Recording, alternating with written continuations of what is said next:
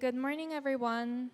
Welcome to this WeGO Smart Sustainable City Champions Seoul Smart Life Week session.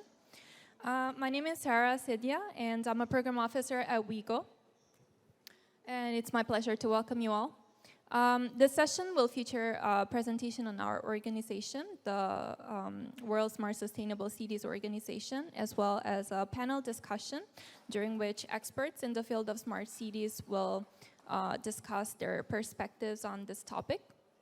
So without further ado, let me introduce Mr. Jung-gi Kim, our Secretary General of WeGO, to deliver some welcome remarks.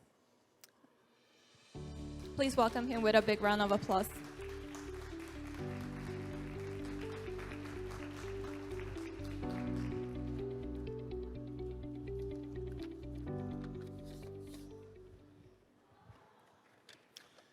Hello, everyone. Good morning. Good morning. It is my great pleasure to be here today with you as we kick off our WeGO Sustainable Smart City Champions session to explore together the complexities of smart city development.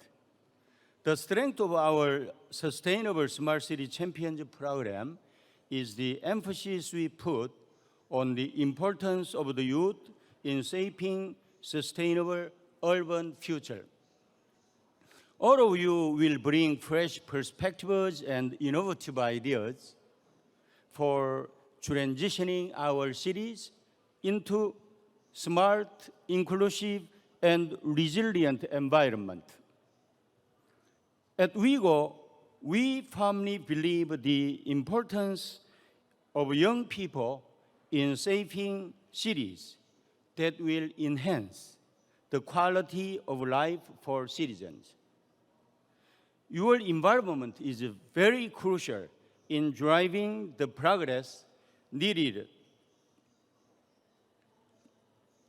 to achieve sustainable urban development.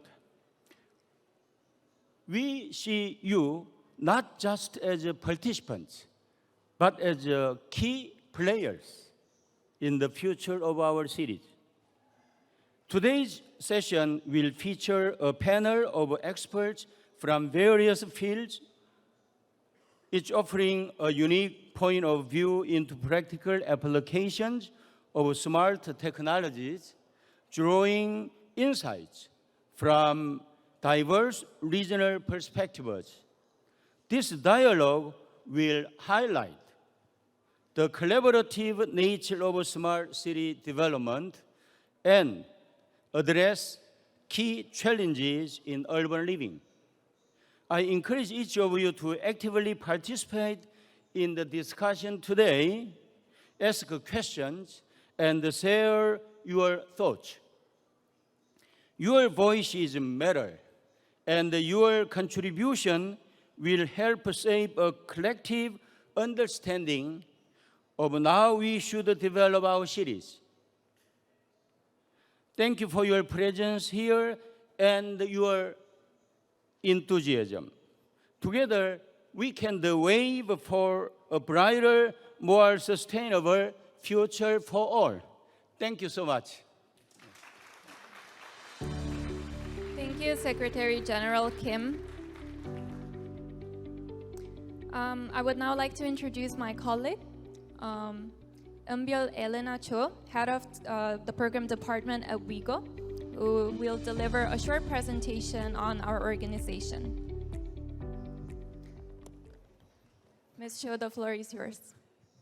It's okay, Jin. Thank you so much. Good morning, everyone. Little introduction about myself already given by Sarah. I'm Elena from World Smart Sustainable Cities Organization, WeGO. Welcome to WeGO session. I hope you learn what WeGO is, who we are, and how we interact with youth to help you learn more about smart cities today. So any of you here heard about WeGO before coming to this session? Please let me know. Only on the first line. So after you'd return, I hope you know more about us and then maybe share a vision and work together with your friends and then participate in our youth program a little bit more. let me start. So WeGO was first established in 2010 by 50 founding member cities around the world. These cities were using ICT technology in city administration. You may have heard of e-office. And then, as the technology evolved, we are now using ICT not only in e-office, but we're using ICT technology in waste management, transportation, health service, education service.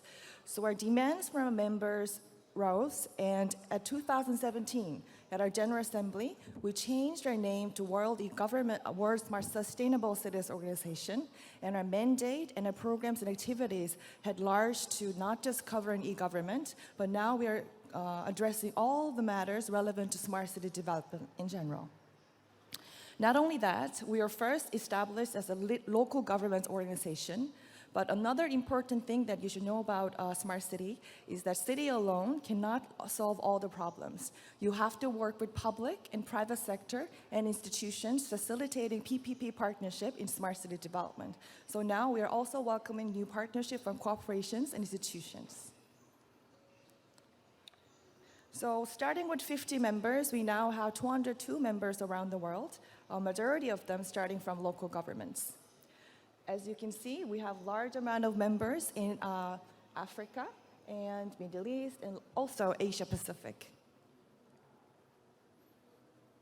Not only our members, we have our partners around the world. These partners help us to better provide services and programs with our members. To know a little bit about our governance structure, you're seeing a lot of WeGO staff, and including me. I'm based in WeGO Secretariat, the headquarters in Seoul, and we have 6 regional offices in East Asia, Latin America, Mediterranean, and Central Asia, and MENA region, and Africa. These cities are functioning as our regional offices, and they are evaluated every 5 years, and new city is willing to take the spot. They bid to each other, and they take over the role. And then we have the present city. Currently, our present city is Seoul, the Seoul Metropolitan Government, hosting this event together with WeGO. And we have executive vice president cities and ExCom member cities. These cities are also re-elected in every 3 years at our General Assembly, so it's a very democratic organization led by the cities. And then there are some key priority agendas that we share as a value when it comes to smart cities when we work with our member cities around the world. First one is the human-centered smart city development agenda. Many of you may think when it comes to smart city, it's all about technology. But in the end, smart city is not at all about technology. Technology is a tool, of course, to improve your lives, but smart city should be focused on human, how it enhances our everyday lives. And another important agenda that we highlight is the ESG concept. Some of you may have heard of ESG, how we evaluate corporations, how they're contributing to environmental, social governance aspect in society. But when it comes to smart city, it's also important that when you develop a new policy, you think about environmental factor, social and governance sector. And then in WeGO, we sometimes say smart life is a smart culture. So if you think about your daily life, smart city is all around you. It's now part of your life. When you go to work, when you go to your school, when you go to meet your friends, you're using your app, you're using the transportations, you're using the data collected from somewhere. So we're trying to say smart life is now a smart city. So if you look at the booth in this exhibition, when you have a chance after this session, the concept of smart life exhibition is also evolving around this concept. So have a look around the exhibition after this session ends. So that's the key agenda in Smart City, and the activities that we do with our member cities can be divided into 6 big pillars. One is project implementation and matchmaking. This means we're connecting city to city and city to corporations to find a better solution for them to implement good smart city projects within the city. And we do capacity building programs. This means inviting government officials or inviting our member cities by holding workshops or seminars, training programs to give them information about the latest smart city trends and effective policies that were used in other cities so that they can learn from each other.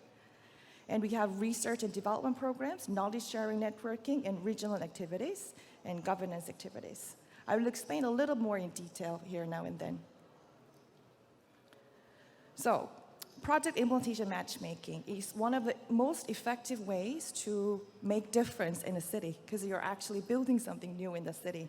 What we do is to collect challenges and needs from our member cities. They say, we have a waste management problem, we have smart parking problem. How has it been solved in another city? Then we advise them or guide them, introduce them good policies and solutions that was implemented in another city, or sometimes connect them with actual solution provider who can provide guidance and solution in their city.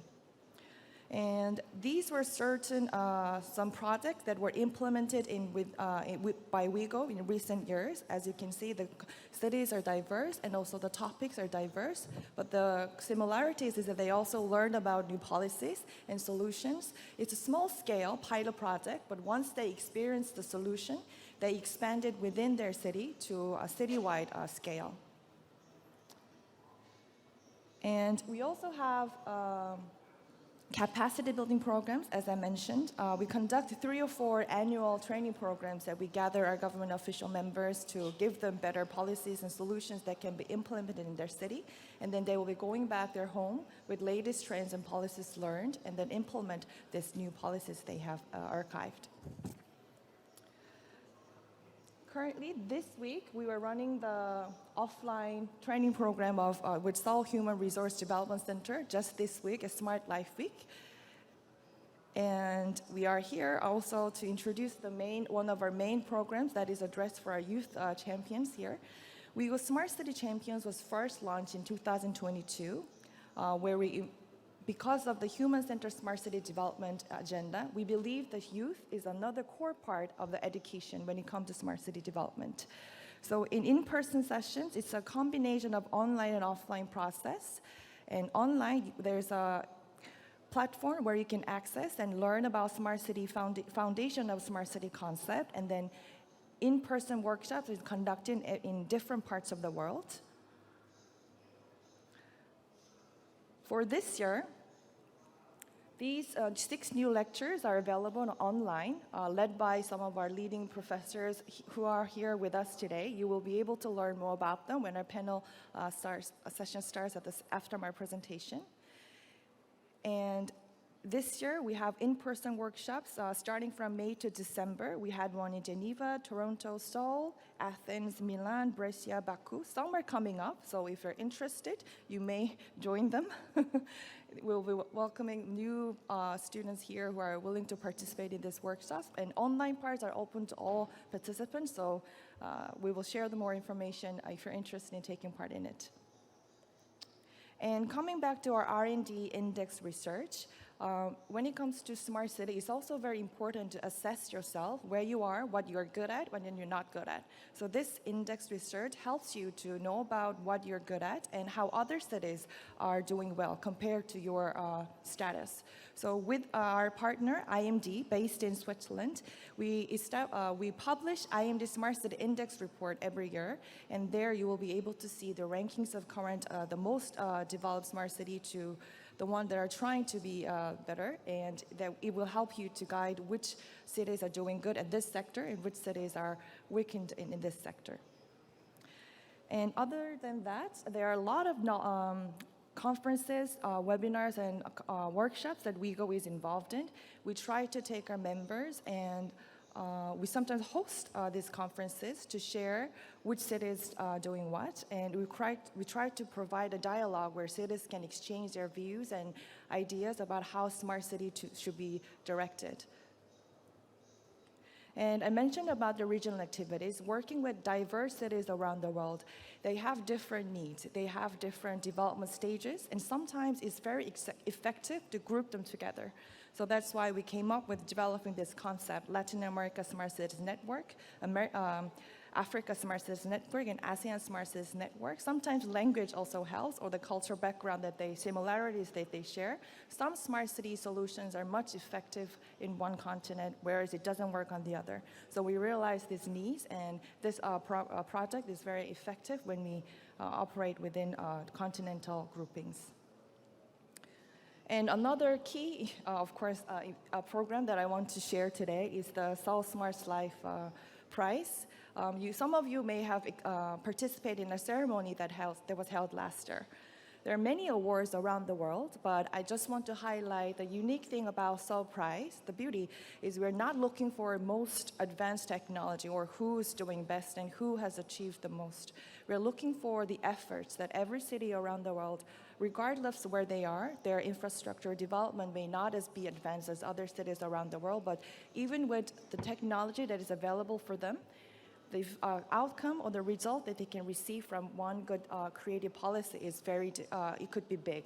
So we're looking to capture these efforts, identify these human-centered focused smart city developments, and the winners that were prized last night was praised for those kind of innovative methods in addressing this agenda. So we're looking for the new projects next year as well. We also have leadership section. We're also looking for leaders that are advancing with this kind of agenda. There is no age limit. If you have signature or supporters, more than 50 people supporting you, you can also become one of the candidates for this leadership. So, and the winners, once they're selected, our aim of Seoul Prize was not only just ending as one prize ceremony, we create a new opportunity among these winners. We provide, the winners are invited again to next year's Seoul Prize ceremony, where they will be given a promotion opportunity to be a speaker, to share their experiences with global audience, or have an exhibition area to present their cases. And we also invite them for a specialized training program among the winners. The winners will be able to share model examples, and they themselves can create a collaborative opportunities.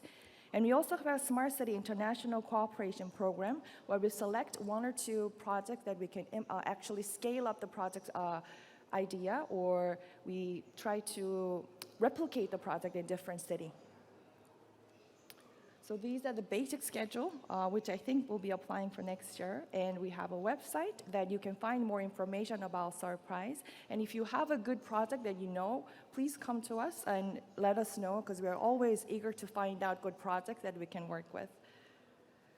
And of course, one of our flagship events is the Seoul Smart Life Week, the one we are here today. And this program, we will be hosting again next year. So looking forward to that. And then another important thing is the governance meeting among ExCom members at WeGO. Just 2 weeks ago, we held this executive committee meeting, Almaty.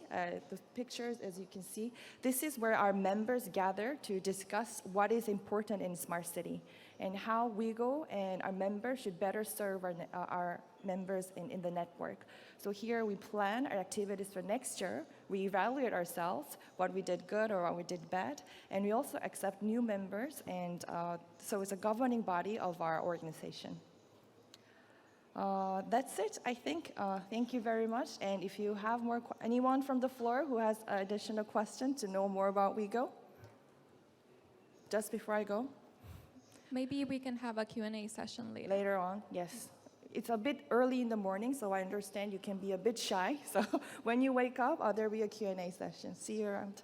Thank you. Thank you, Ms. Cho, for this insightful and informative presentation.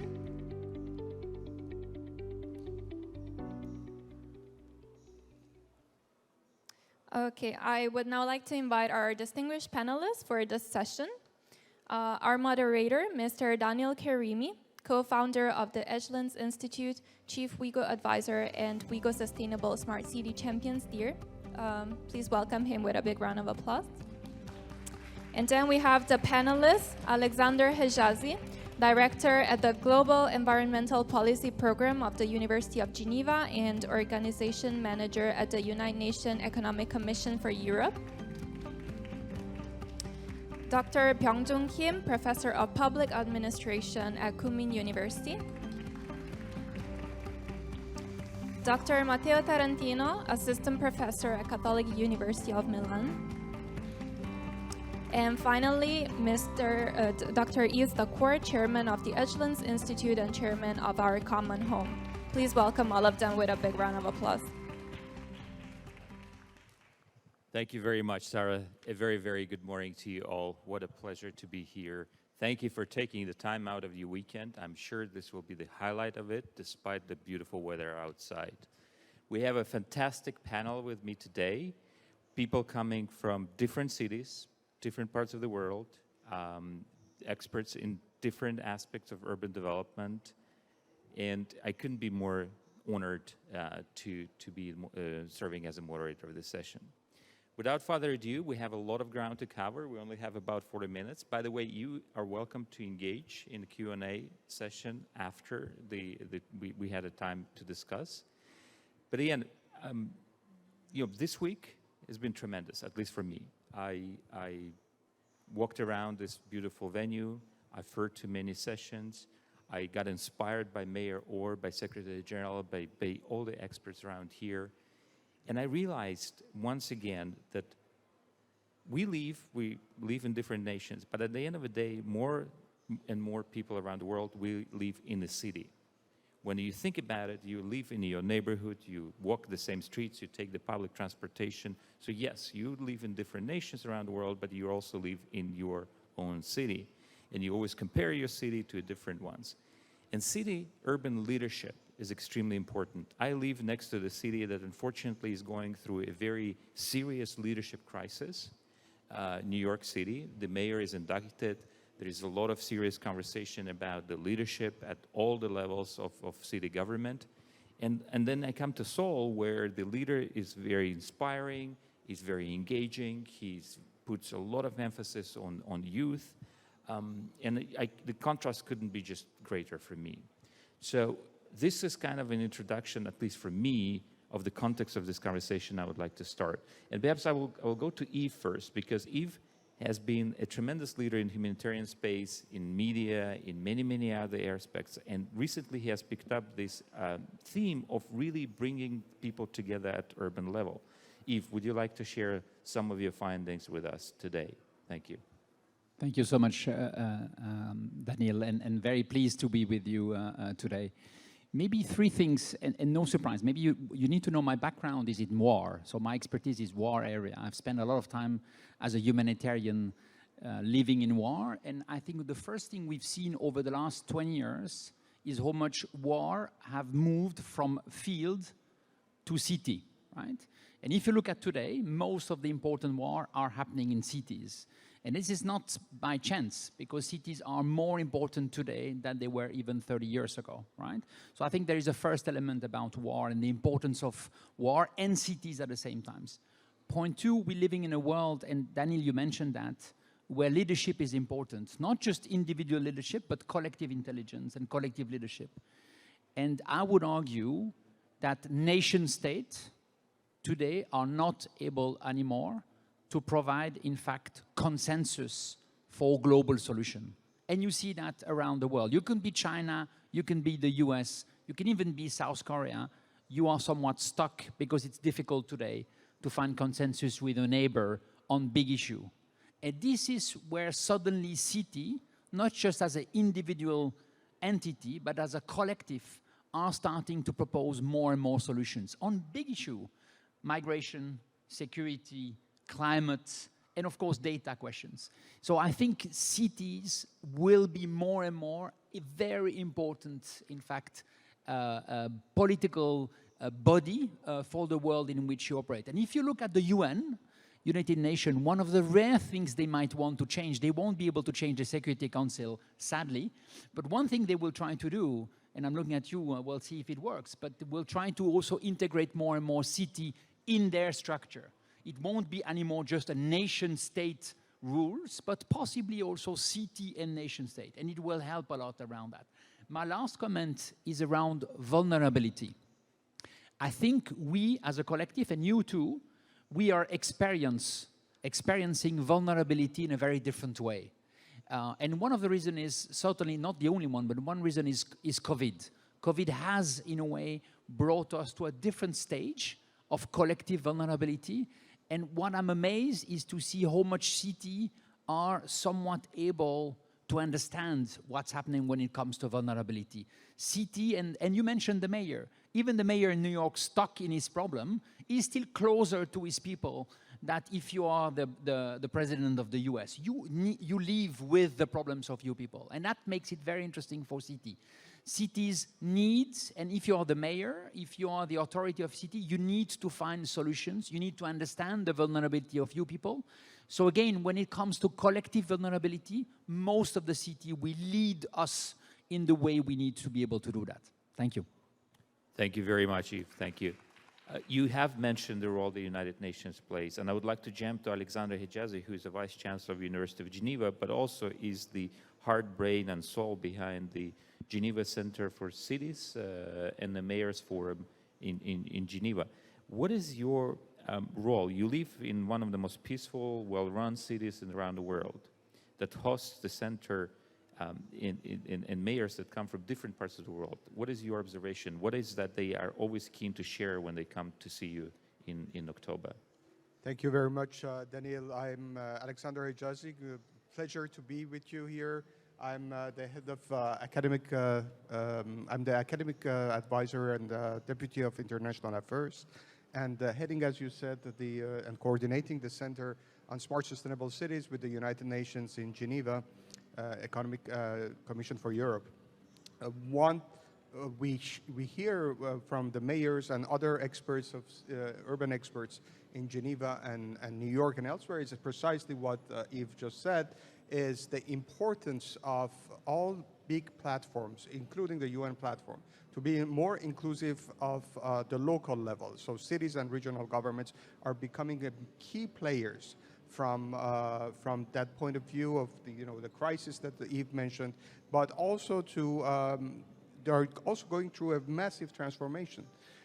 All cities, the city that we are in Seoul, Gangnam, is a very good example of how urban spaces are going through this massive transformation.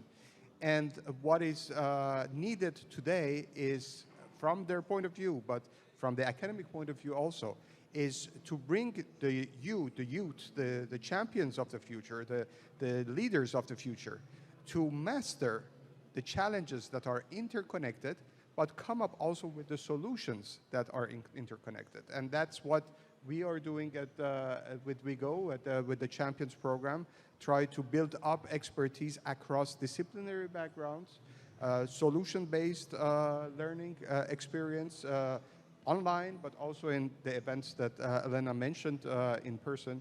And that's where we think that the youth, the students and leaders of future can make a massive difference with what we have today in terms of expertise, skills, and capacity to be agile and address the transformative needs of cities. Thank you very much, Alexander. Thank you so much.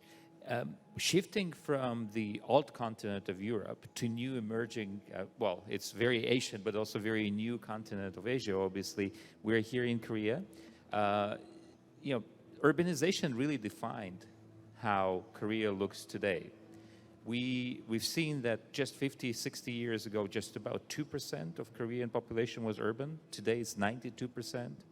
Just in a span of just 1 or 2 generations, the biggest export of Korea that was in the 50s, 60s after the war was human hair for the weeks.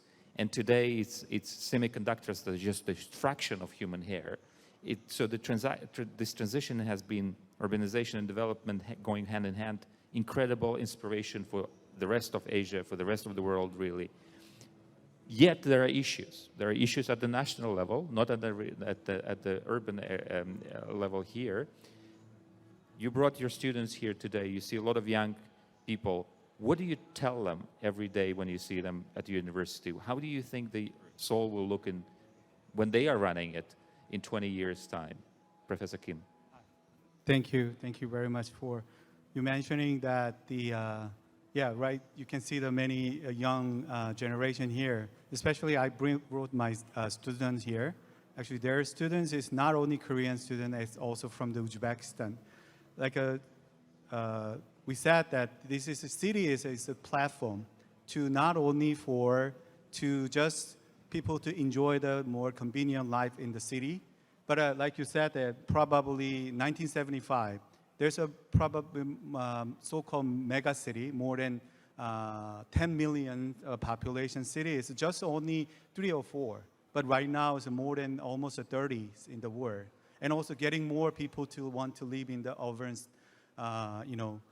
environments. Then so the urban area is quite a sort of very important space for people to meet each other and then sharing their idea and then improve their life. But at the same time, many mega city is located in the sort of advanced country. There's advanced country has a lot of the challenges like dropping the birth rate, especially our next generation students only focus on their physical space in city urban area for their own nation. Probably it is really big challenges and crisis, but we are coming here for globally. We share the idea, we know each other, and then we deal with the problem with the right solution together. That solution is not only the technology-driven solution. One of the key important theme of this week and also our WeGO champions is human-centric approaches.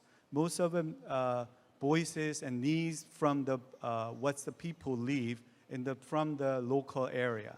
So like Korea is quite good example, getting more and more to globalize, and there are a lot of people to get together, especially Seoul, showing that successful story, especially the many leaders is quite showing the good cases, and then especially the younger generation try to find that next level of the leadership. So I'm very happy to have this kind of a WeGO Champions panel and an opportunity.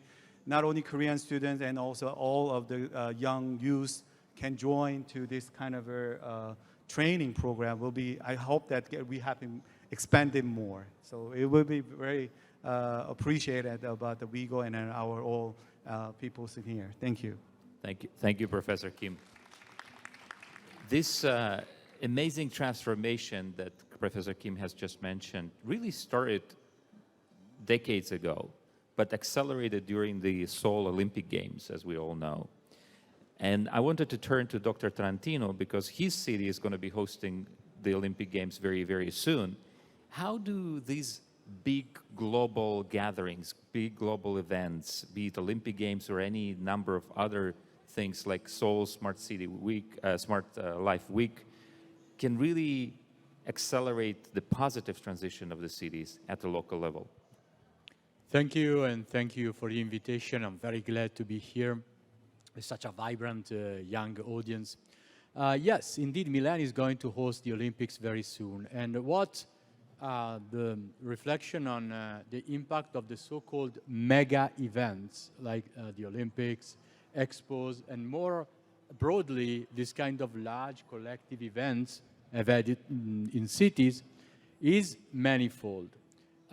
If you want to focus on the positive impact, these events bring the city to the forefront of the global arena, and therefore they force cities to improve, to be able to show to the outside world that they deserve to be the host of such events. As such, Olympics and all kinds of collective events can act as accelerators of positive developments.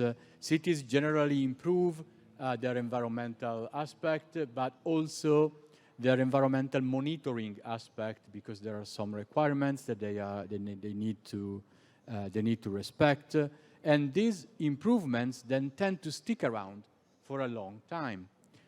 On the other hand, however, we must be very, very careful, because especially large-scale events such as Olympics and Expos have very large infrastructural demands that need to be addressed.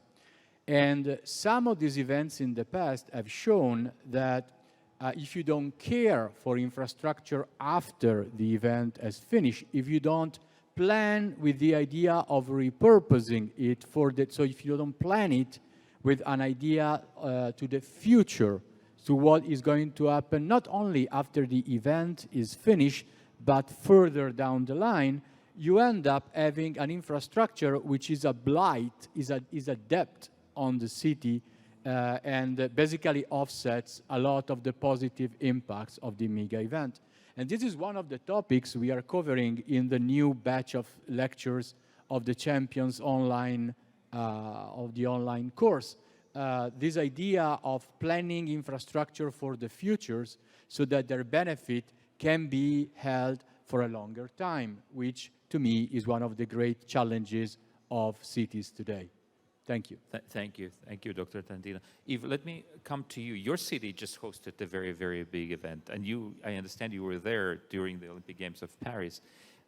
What lessons or observations can you share with the audience here that you took from that experience?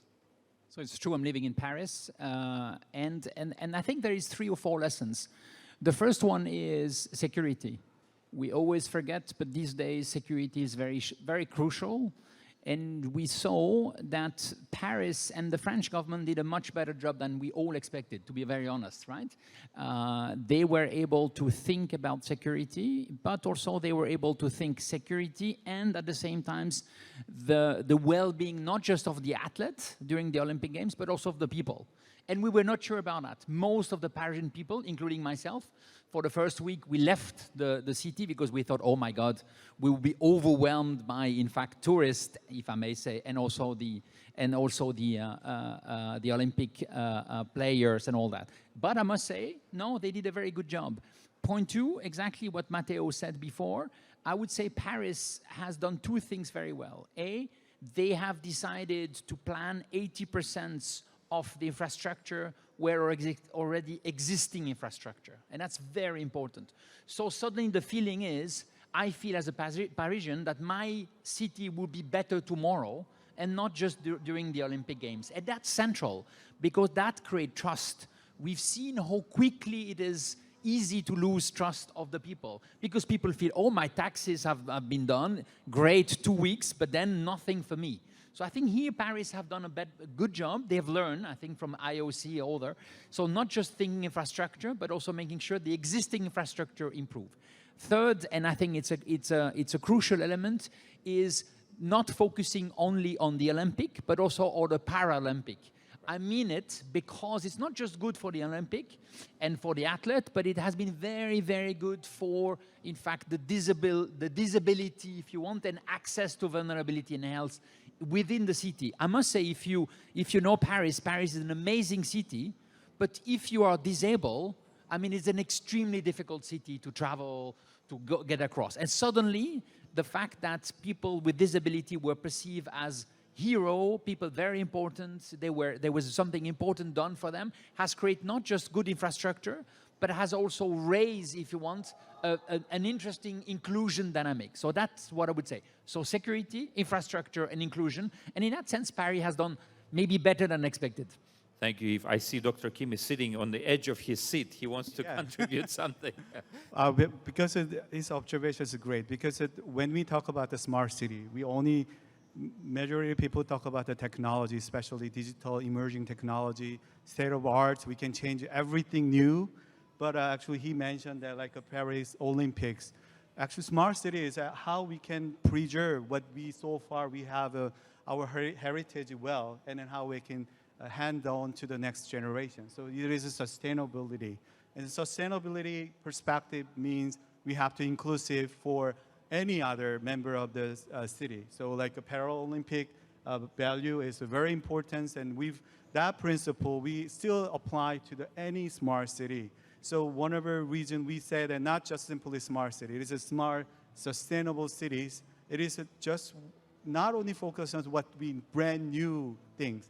We have to consider this kind of a philosophy, and also it is a center of the culture. I think when I watch the Paris Olympic Games, there's a lot of culture, new things bring on that. So even if we have a very nice digitally brand new city, but there's no such as fun or enjoyable culture not existing there, then nobody want to live there. So it is really important as a people. So we have to think about how make the people is smart. So we so-called smart people is very necessary for the next smart city, I think. Thank you. Alexander, you wanted to contribute something as well? Yes, Thank you. absolutely. Hearing everyone and including what Yves said about the Olympic Games, I just wanted to raise the awareness that when it comes to smart cities that my colleague just mentioned, Alexander, can you keep your mic a little bit closer? you need to have in mind that cities, smart cities, are not evolving in isolation. They are not islands. They are part of a big system, and this big system includes the climate and other, changes, elements of change that affect the city in different ways. Where your curriculum and the program that WeGO is setting up for you through Champions is kicking in is assist you, help you to build your expertise to address those elements of interaction and translate them into skills and competencies. On top of the academic curriculum that you have, the champions can bring you and to not only introduce you to this interconnectedness, but also acquaint you and give you the expertise or the skills that you start to need to address those challenges and aspire change and come up with the right solutions. I just want to give one example is nature-based solutions, nature in the city. Seoul is becoming the champion of nature-based solutions. Across the planet, we are looking at Seoul as the pilot, the pioneer in terms of bringing nature in the city and produce value where there was none. And you see all these multiple projects of bringing back nature in the city. That is precisely what you will be asked to do to address elements of climate change, for example, from mitigation to adaptation, to address elements of inclusivity. And when it comes to, very practically, to build or to transform or to retrofit a public space, you need to make sure that the heat island issue is addressed. You need to make sure that special needs citizens can access the public area. You need to make sure that the public space is secure. All these elements will come from the fact that you will master understanding the interconnectedness of those challenges, but also master the solutions. And this is skill-based, solution-based learning that Champions offers you, then it's in complement to your curriculums that you had in your respective universities. Thank you. Do you want to say something? Or Yes, if I can, I wanted to build on what my colleagues have discussed so far. On two respects. First, what Alexander said about the fact that cities are parts of larger systems. And I want to build also on what Yves was saying before about the growing importance of cities. So the growing importance of cities also means that cities have larger and larger responsibilities vis-a-vis the implementation of sustainable development goals. Indeed, one of the key of the sustainable development goals is the acknowledgement that cities are the scale in which the largest part of this development is actually done. But I want to focus your attention on the technological part, on the digital part of this. Because what is happening many times is that smart cities are evolving their technological part in isolation. So maximum level they get is at the city scale. So they become like a digital island of data, and they don't very well communicate, not only often with other cities at the national level, but also, and this is more problematic, at the global level. So we are doing some progress in building shared data infrastructures for cities. We made some progress. There is now ISO standard 37166 that specifies specifically smart city data. But the point I want to raise is the fact that whatever we do to make sure that smart city data is interoperable must not put too much strain on city officials and on the people who work inside cities. Otherwise, they will not buy in these innovations and will try to push back. And here, the last thing I want to add is where artificial intelligence is really starting to help, because it can very easily translate data formats. So if we use it well, it can make sure that what is happening in Seoul can be in real time an inspiration for Nairobi, for Paris, for other cities, and also that all cities are transparent vis-à-vis their responsibility towards implementing sustainability on a global scale. Thank you, Matteo. So security, inclusivity, responsibility, leadership, nature-based solutions, those sounds very, very good. I would like to turn, with about 10 minutes to go, I would like to turn back to the audience. You have no excuse, you're all awake, you had a time to listen and get inspired. But a very quick show of hands. Who here was born in a city? So those that didn't raise the hands were not born in a city, right? It doesn't have to be Seoul. It can be a city anywhere in the world. So one more poll. Who here was born in a city? Vast majority of people. Out of those that have been born in a city, were your parents born in a city? Raise the hands. Less. What about your grandparents? So I'm not raising my hand because my grandparents were not born in the city already.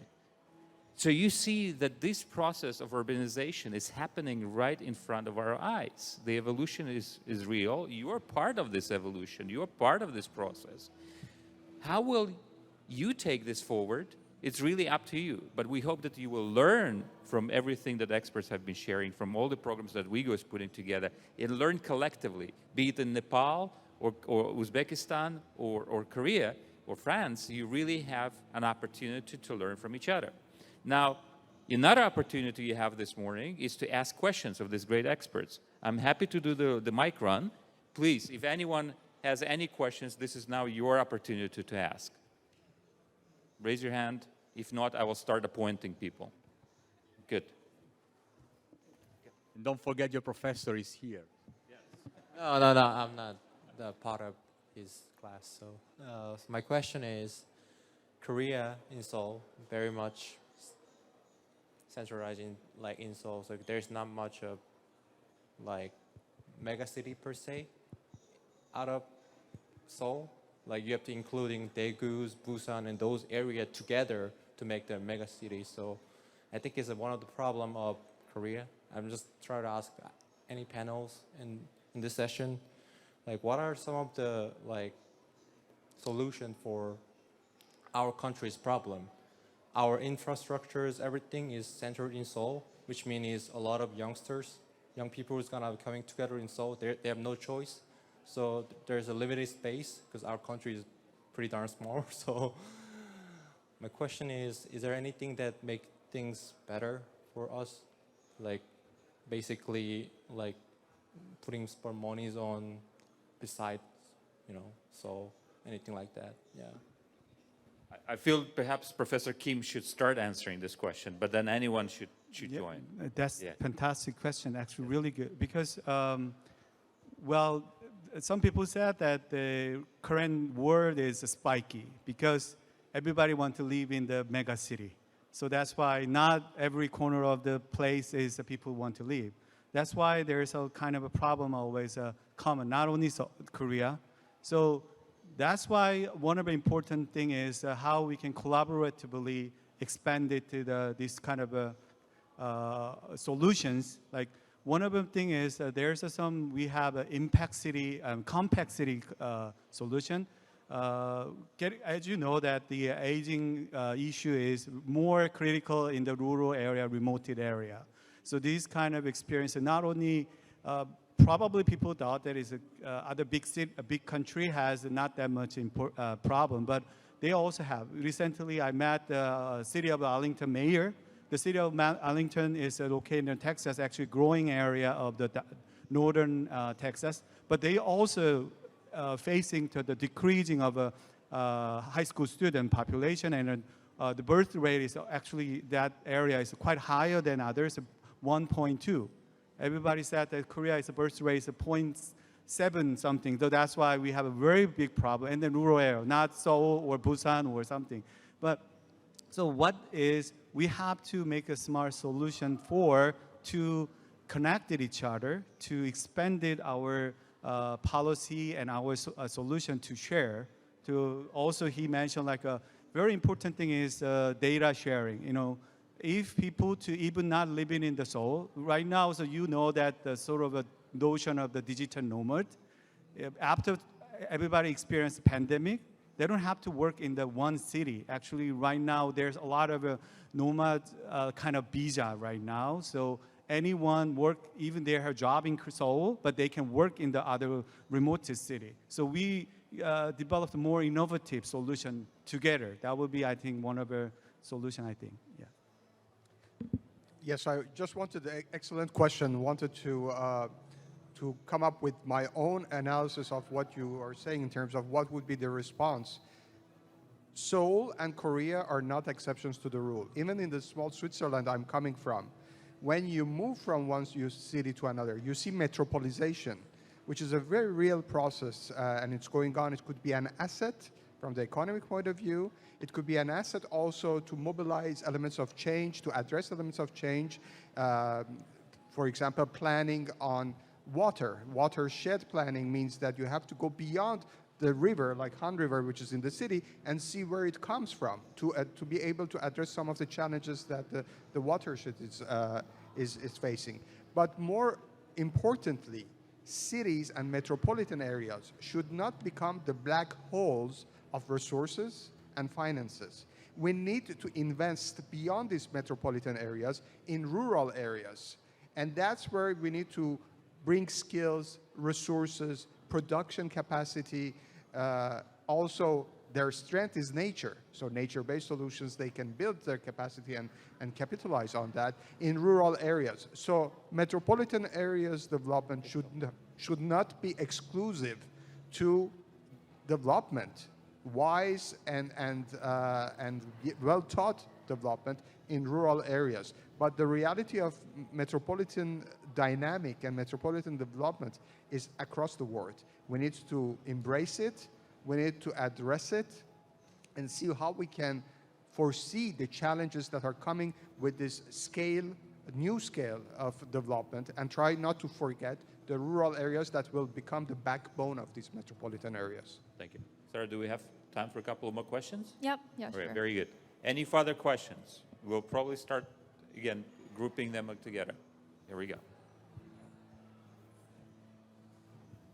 Hello, I'm a student currently studying at Kyunghee University, and I do believe balancing in life matters the most. And I was just wondering, each of your cities, how are you balancing the speed of innovation and speed of setting the legislation? So I do believe that speed of innovation cannot follow the legislation cannot follow the speed of innovation. So how your cities are balancing these two legislations and the innovation?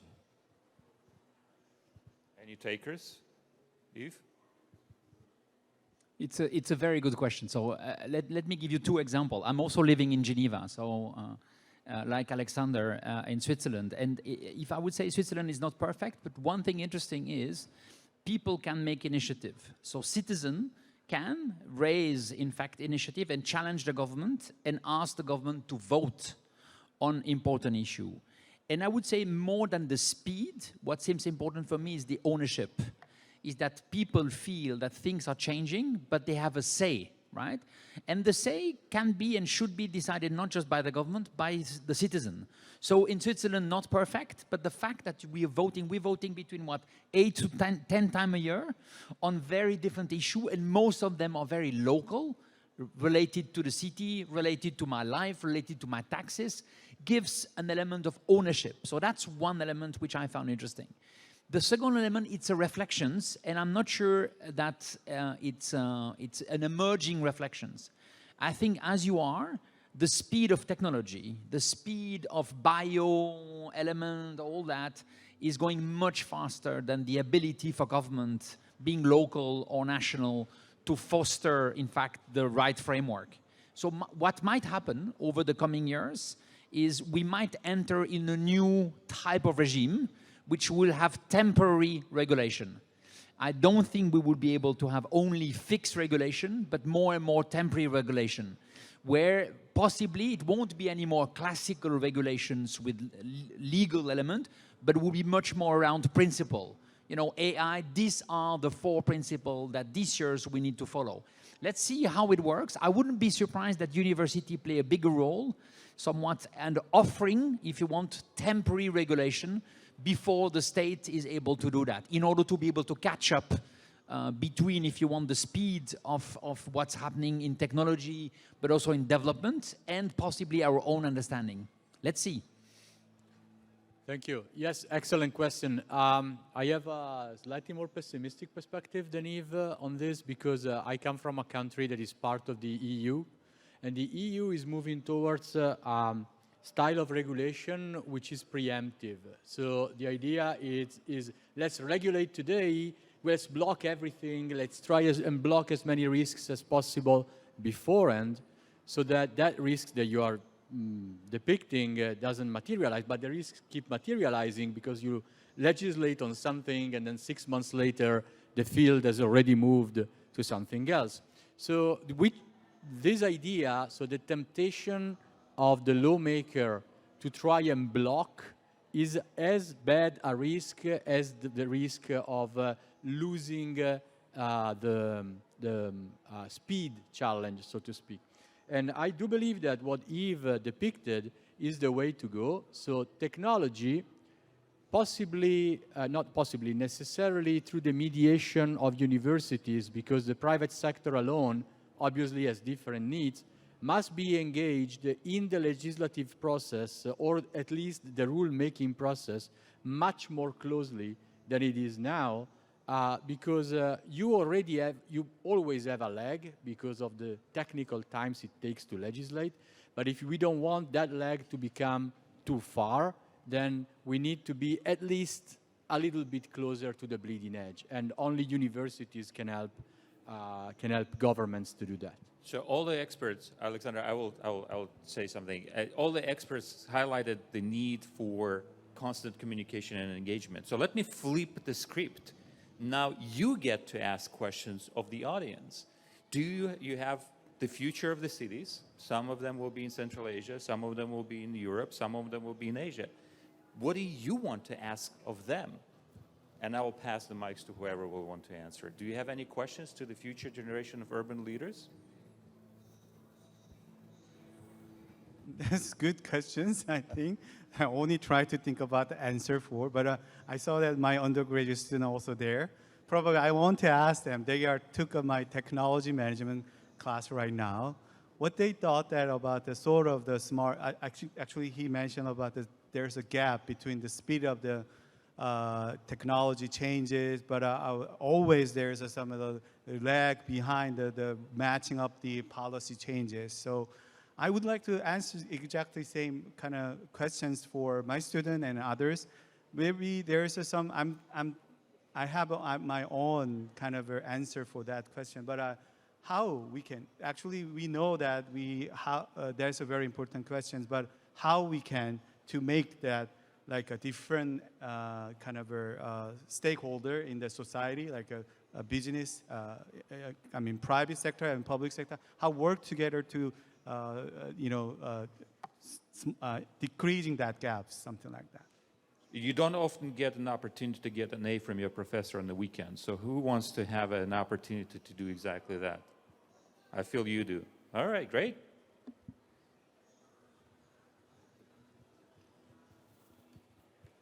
Thank you for giving constructive panel.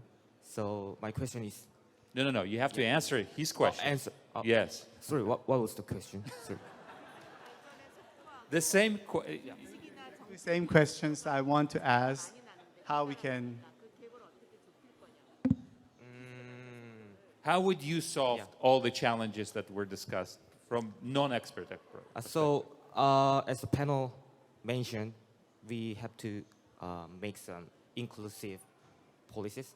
So, I think the main point is that we should handle and cope with the inequality. Of course, the technology don't follow the mainstream. Of course, they can not handle all of the citizens. And as a young generation, we strongly believe that if we put a lot of effort, we can benefit from them. But I think all the people start from they have own different start line. So I have further questions. So which advice we put in our minds to get live further way? Because We will save that question, which Yeah. advice, for closing remarks, which will be coming very, very soon. But I think Alexander wanted to contribute something.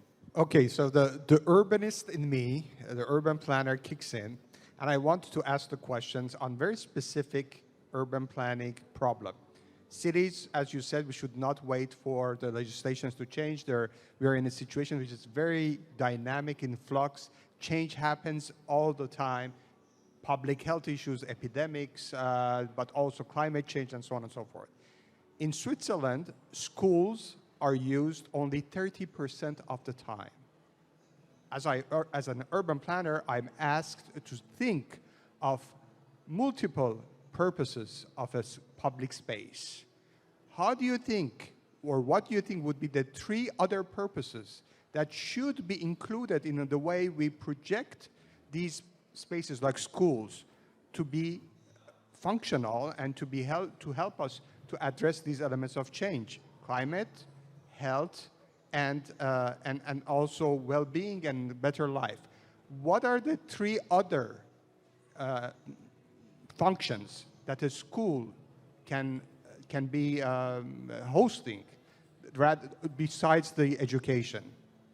Do you have answers already? If not, I give you 20 seconds to think while I go to Yves to have his remark, but then I will start pointing out. So you better have three uses for public spaces. Think of empty schools. Yeah. What else can be done in schools?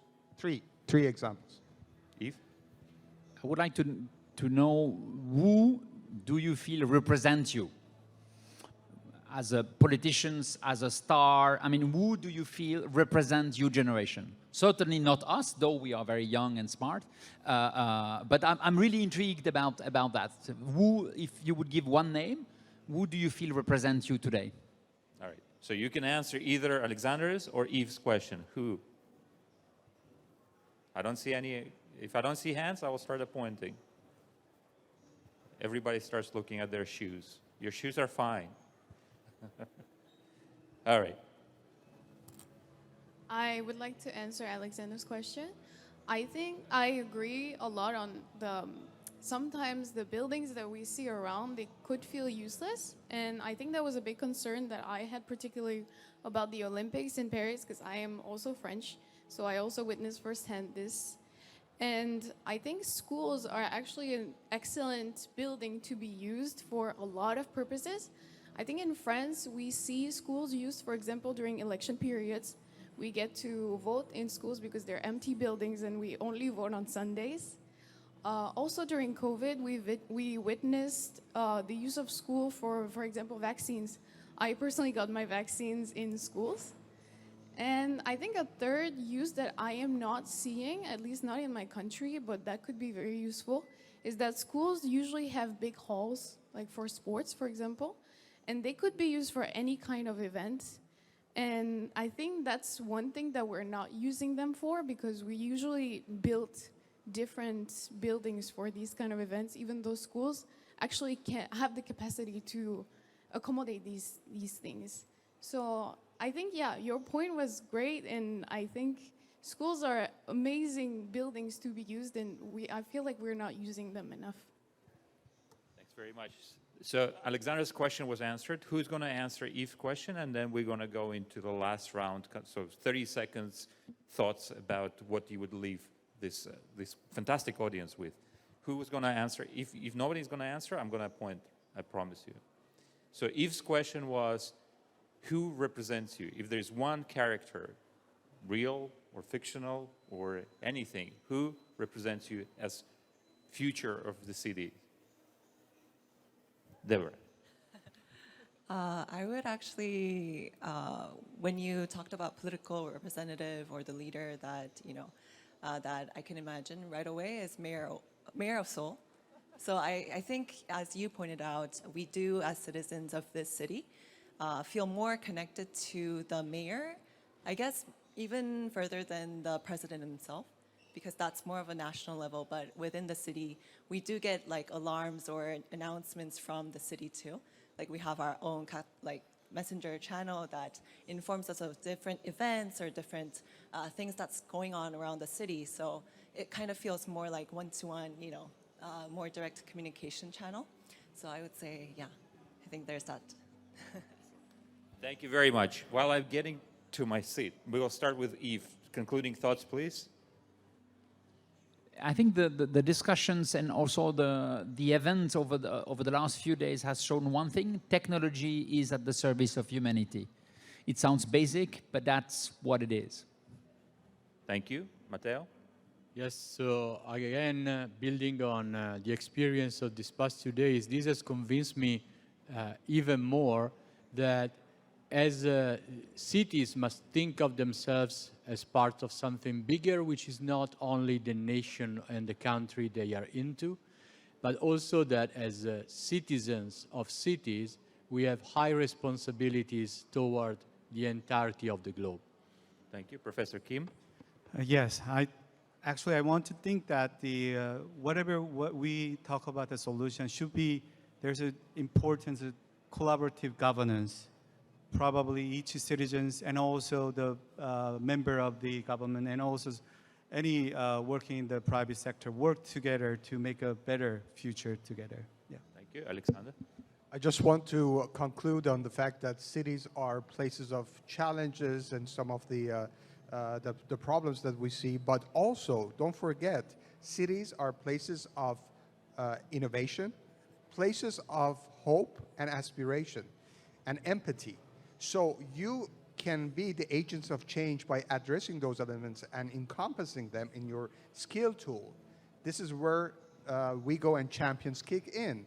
On top of your curriculum, academic curriculum, you need to build your own expertise with your own personality and identity and what you feel that you're strong in to bring those elements into the solution making that cities are moving towards. So embrace that and try to be the leaders that you want to be with those skills portfolio that will make you the agents of change and leaders of tomorrow. Thank you so very much. That you've been a fantastic audience. It's been really tremendous week. I encourage you to make use. The race is not still very crowded here, so you can walk around, take a look at the exhibitions, connect with people that came all over the world to experience your fantastic city. And with last but not least, I would like to thank the fantastic leadership and staff of WeGO, Sarah, Deborah, Elena, and SG, Kim, for hosting us here today. Thank you very much, and see you next year. Thank you. Okay, thank you. Thank you, Mr. Karimi, Dr. Hijazi, Dr. Kim, Dr. Tarantino, and Dr. Dakor for this insightful session and exchange of ideas. And also thank yous to all the audience for your participation and engagement. So before we conclude, I would like to invite you to take a group photo. And first, I will call our Secretary General and my colleague, Elena, to come up on the stage and take a photo with the moderator and panelists.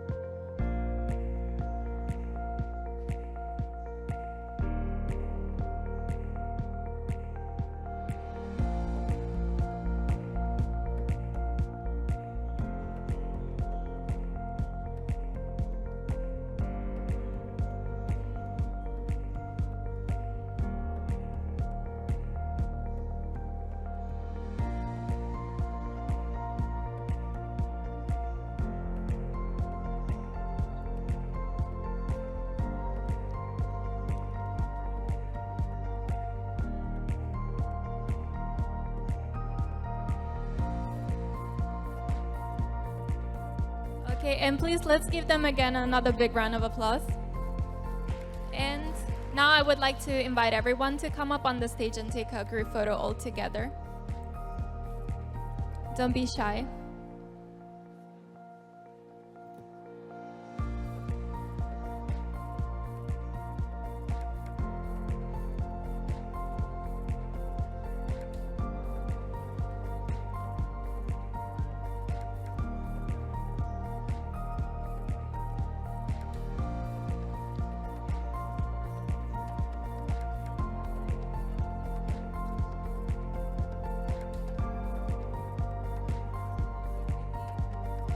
Yeah, maybe the first line can get a bit lower.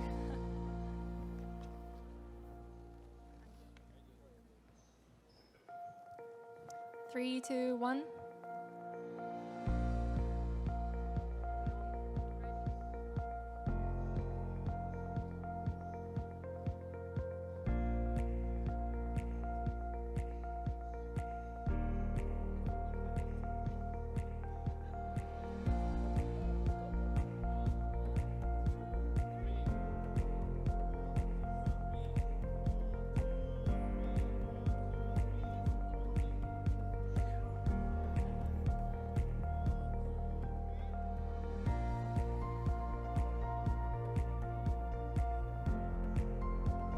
Okay, thank you everyone.